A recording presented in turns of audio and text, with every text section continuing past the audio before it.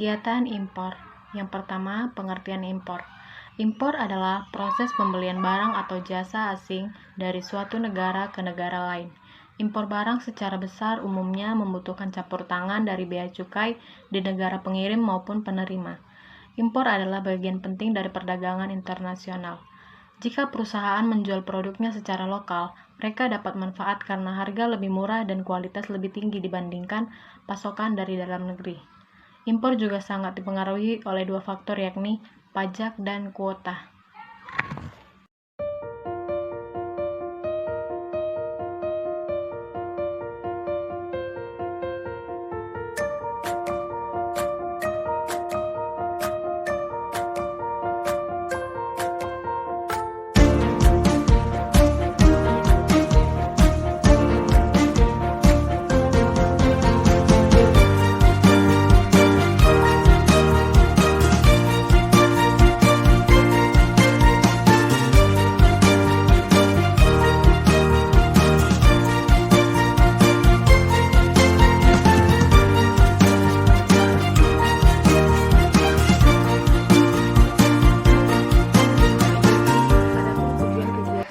Dilakukan oleh importir antara lain yang pertama kebutuhan masyarakat negara importir terpenuhi, yang kedua kebutuhan material atau barang produksi dapat diperoleh dari negara lain, yang ketiga barang atau material yang diperoleh dari negara lain lebih terjangkau.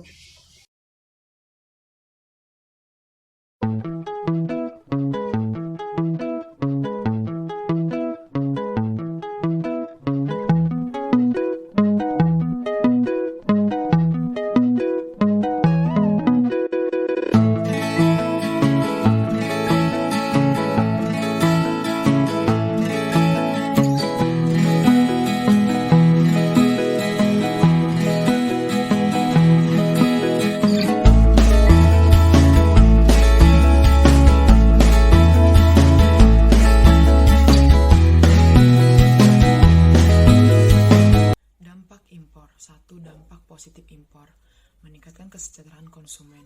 Impor barang-barang konsumsi dapat meningkatkan kesejahteraan konsumen karena masyarakat Indonesia dapat menggunakan barang-barang yang tidak dapat dihasilkan dalam negeri. Ahli teknologi, adanya impor memungkinkan terjadinya ahli teknologi. Secara bertahap negara kita mencoba mengembangkan teknologi modern untuk mengurangi ketertinggalan kita dengan bangsa yang sudah maju, mendapatkan kualitas serta produk yang dibutuhkan. Melakukan kegiatan impor barang juga mendapatkan dampak positif, yaitu mendapatkan kualitas produk yang lebih baik dan juga bisa mendapatkan produk yang dibutuhkan secara mudah. Menjaga kerjasama antar negara dalam hal perdagangan, selain mendapatkan keuntungan dari produk, kegiatan impor juga bisa menjalankan serta menjaga kerjasama antar negara dalam hal ekonomi atau perdagangan. Dampak negatif impor. 1. Ketergantungan terhadap produk impor. Melakukan kegiatan impor dengan jumlah besar akan menyebabkan ketergantungan terhadap produk tertentu dan membuat negara semakin tergantung kepada negara lain. Sementara negara yang melakukan suplai produk akan mempermainkan harga produk dalam negeri. Yang kedua, menciptakan persaingan bagi industri dalam negeri. Kegiatan impor juga bisa membuat kesempatan untuk mengembangkan industri dalam negeri melalui impor barang-barang modal, akan tetapi bisa juga menimbulkan industri kita berkembang karena akan menghadapi pesaing-pesaing di luar negeri. Yang ketiga, semakin banyak pengangguran. Jika banyak mengimpor barang dari luar negeri, maka semakin banyak pula yang kehilangan pekerjaan atau tidak adanya lapangan pekerjaan. Karena dari produksilah kita dapat membuka lapangan pekerjaan. Yang keempat, konsumerisme. Konsumerisme adalah konsumsi yang dilakukan secara berlebihan, terutama barang-barang mewah, dan merupakan salah satu dampak negatif yang diciptakan karena adanya kegiatan produk impor. Dan yang terakhir, yang kelima, yaitu menurunkan pasar domestik. Mungkin kita sering mendengar persaingan antara produk dalam negeri dengan produk dari luar. Misalnya, beredarnya berbagai jenis produk impor seperti garam, beras, sayur, dan buah, dan juga berbagai produk lain dengan menawarkan harga yang lebih murah dari produk dalam negeri. Ini merupakan salah satu yang bisa merugikan produsen dalam negeri. Untuk dapat mengurangi dampak ini, maka sebaiknya negara membuat regulasi khusus untuk mengatur persaingan produk impor.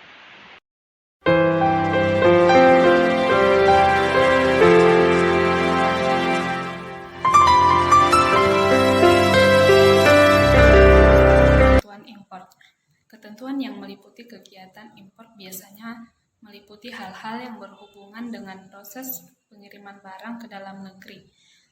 Ketentuan tersebut antara lain, yang pertama, syarat-syarat impor.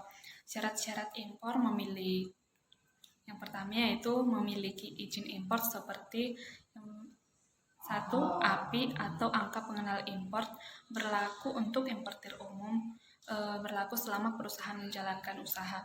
Yang kedua, APIS atau angka pengenal impor sementara, berlaku untuk jangka waktu 2 tahun dan tidak dapat diperpanjang.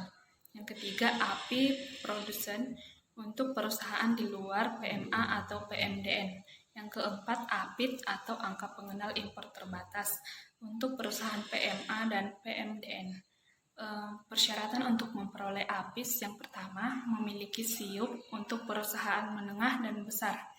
Yang kedua, mempunyai keahlian dalam perdagangan impor. Yang ketiga, referensi dari bank devisa. Yang keempat, bukti kewajiban pajak atau NPWP. Persyaratan untuk memperoleh API yang pertama, wajib memiliki APIS. Yang kedua, telah melaksanakan impor minimal 4 kali dan telah mencapai nilai nominal $100.000. Yang ketiga, tidak pernah mengingkari kontrak impor. 2. Harus importir. Importir adalah pengusaha yang dapat melakukan kegiatan perdagangan dengan cara memasukkan barang dari luar negeri ke dalam wilayah pabean Indonesia sesuai ketentuan yang berlaku. Kategori importir meliputi yang pertama, importir umum, yang kedua, produsen importir, dan yang ketiga, agen tunggal. 3. Barang impor.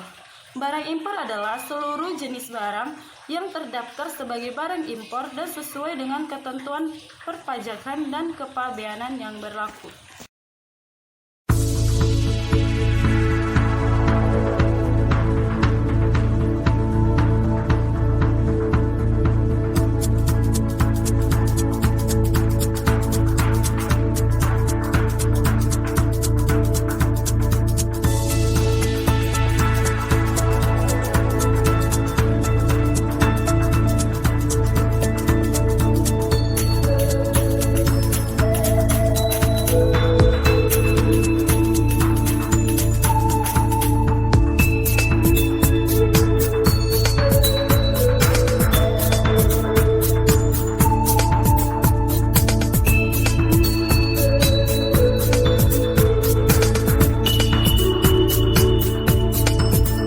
Impor Indonesia. Berikut 10 barang yang masih diimpor oleh Indonesia. Yang pertama, ada pesawat mekanik. Yang kedua, ada mesin atau peralatan-peralatan listrik. Yang ketiga, ada besi dan baja. Yang keempat, ada plastik dan barang-barang yang terbuat dari plastik. Yang kelima, ada kendaraan dan bagian-bagiannya. Yang keenam, ada bahan kimia organik. Yang ketujuh, ada serealia. Yang kedelapan, ada perangkat optik.